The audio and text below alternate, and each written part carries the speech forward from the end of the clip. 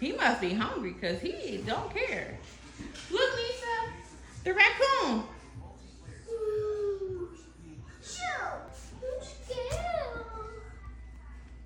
You don't have to be scared, baby. We're in the house.